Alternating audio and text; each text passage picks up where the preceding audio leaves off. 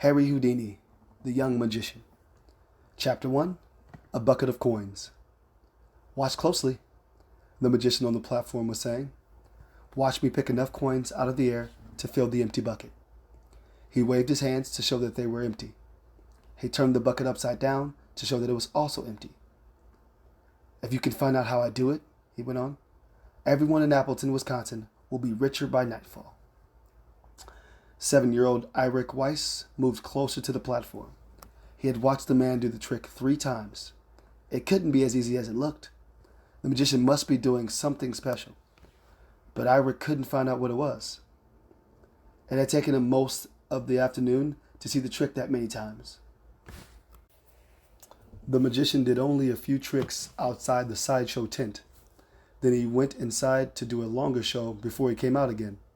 Of course, the real show cost money, and Eric didn't have any. Not yet anyway, but when he discovered the coin trick, he would have all he needed. His blue eyes grew larger and darker as he thought about taking the money home.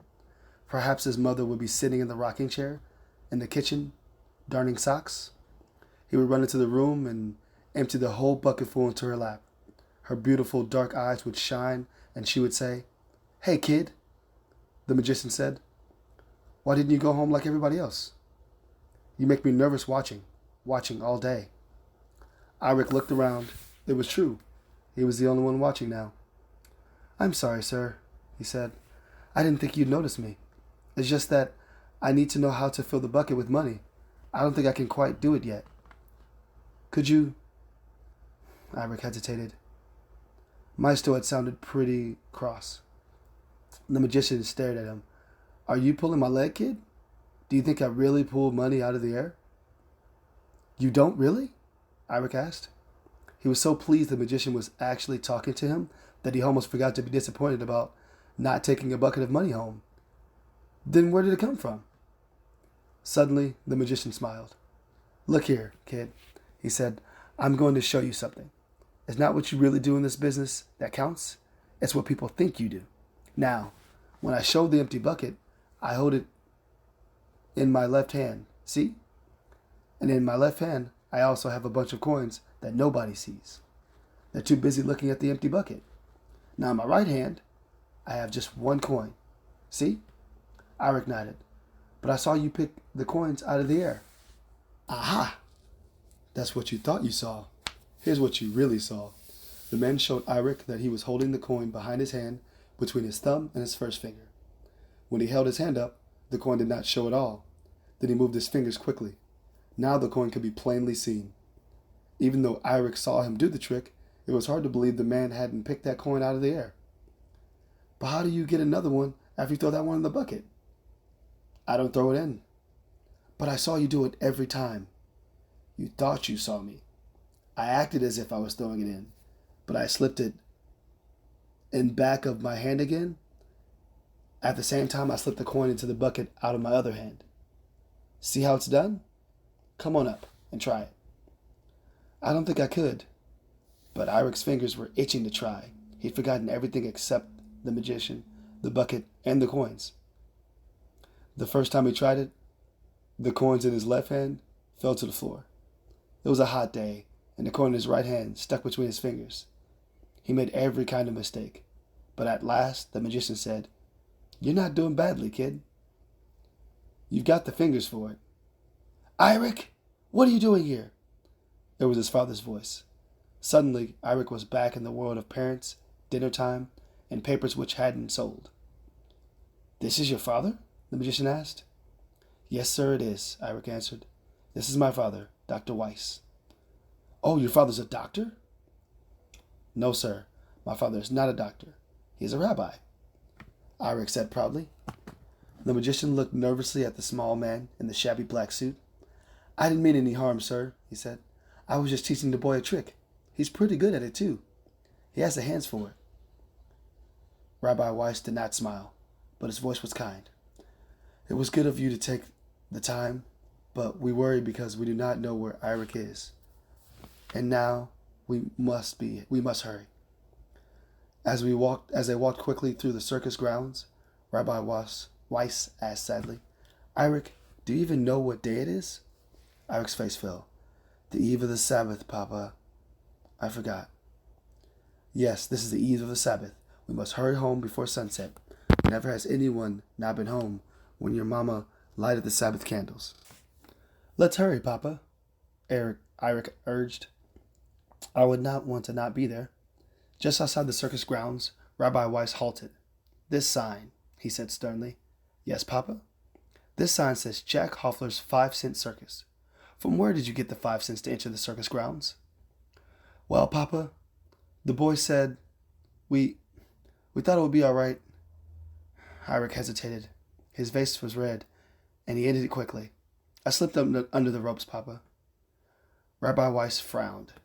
Does the sign say 5 cents to everyone but Irik Weiss? Tomorrow you will bring this to Mr. Hoffler, the 5 cents, and beg his pardon. Irik knew it was no use to argue with his father, but there were not many 5-cent pieces to spare in the Weiss household.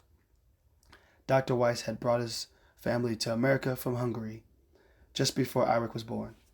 His wife's cousin had helped him to settle into Appleton. There were not many Jewish people in this small Wisconsin town in 1881, so there was not much demand for a rabbi to teach Hebrew. Dr. Weiss had been a respected scholar in Hungary. He could also teach French and German, but it seemed as if no one in Appleton wished to learn those languages either.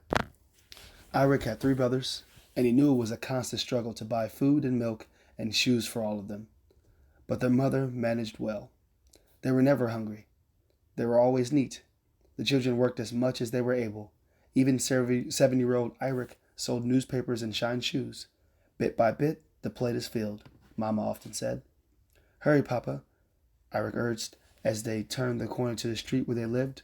Their house needed paint, and it was too small, but Irik knew that inside there would be the special feeling and the lovely smell of a Sabbath Eve. All kinds of smells made up this odor. There was the delicate herb odor of good cooking, the rich odor of chicken fat, and even the wet smell of freshly scrubbed floors. His mother was standing in the doorway. Irik, what happened to you? You are so dirty for the Sabbath, and to make Papa come for you when he was already so tired?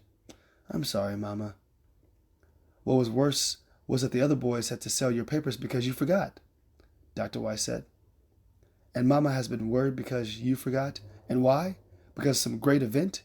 Because of some emergency? No, because of a worthless magic show. But Papa, Mrs. Weiss spoke quickly, Irik, you must wash right now as best you can. There is no time for you to change your clothes. It is time to light the candles. Irik splashed about briefly in the kitchen wash bowl. His face and hands were spotless when he came to the table. There wouldn't be time for his mother to inspect his neck and ears. The table was spread with a fine white linen cloth Mrs. Weiss had brought with her from Hungary. In the center of the table was a heavy silver candelabra, which had belonged to the family for many years. His mother lighted the tall tapers. May our home be consecrated, O God, by thy light, she said as they bowed their heads. Irik looked around him. It seemed as if everyone looked different and better at the Sabbath Eve table.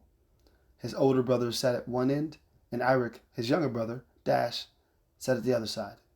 They were the same brothers who teased each other and sometimes fought during the week, but now they looked as if they never would. It was more than just having clean hands and wearing their best clothes. There was something special about the Sabbath Eve. Irik suddenly realized that he was hungry. While his father was blessing the food, Irik could smell the chicken and dumplings waiting for them in the kitchen. The challahs, the braided Sabbath bread, was almost under his nose. If his father said another word, he would have to break off a piece and cram it into his mouth. At last, his father finished the blessing, and his mother brought in the chicken, shining under its rich yellow coat of gravy. One thing was lucky for Irik. His father always asked questions at his meal. He asked about the Torah and Jewish history. Everyone would be so busy they wouldn't have time to ask what he had been doing at the circus. If he talked about it, he'd almost sure to tell them that he made up his mind that afternoon to be a magician. If he told them, they'd laugh at him. And he didn't want to be laughed at. He'd heard his father say that nothing was impossible if you wanted to do it badly enough and were willing to work for it. He never wanted anything so badly as to stand on the platform and do impossible things while everyone applauded. He was willing to work hard to do it. And the magician had said he had fingers for it.